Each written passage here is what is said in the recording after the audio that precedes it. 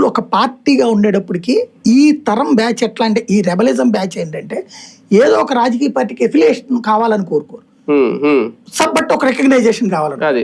అది సమాజం కూడా తమను పాజిటివ్ గా చూడాలని కోరుకుంటారు. మీరు అబ్జర్వ్ చేస్తే ఒక తరాన్ని మన రాష్ట్రంలో జయప్రకాష్ నారాయణ క్యాప్చర్ చేశారు, ఒక తరం అప్పుడున్న యంగ్స్టర్స్ ని. అప్పుడు ప్రతి ఒక్కడు నేను అదేం పార్టీ లోక్ సత్తా అని చెప్పుకోవడానికి గర్వపడ్డాడు.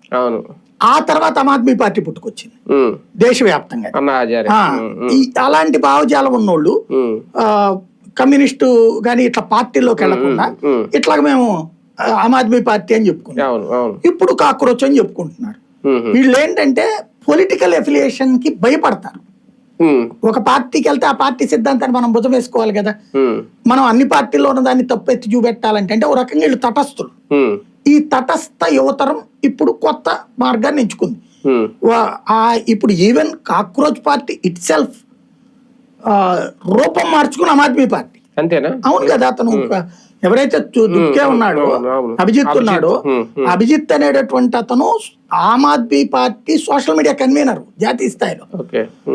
అతనే ఇప్పుడు ఈ పేరుతో వచ్చాడు అంతే. ఈవెన్ ఆమ్ ఆద్మీ పార్టీకి సంబంధించినటువంటి ఫేస్బుక్ అకౌంట్స్ టర్న్ అయిన వీటికి చాలా వరకు. అది ఆమ్ ఆద్మీ పార్టీ అనేది దాని మీద మొదట ఒక ఫీలింగ్ ఉంది అందరికి, ఆ తర్వాత విరక్తి చెందాం. ఏది అవినీతి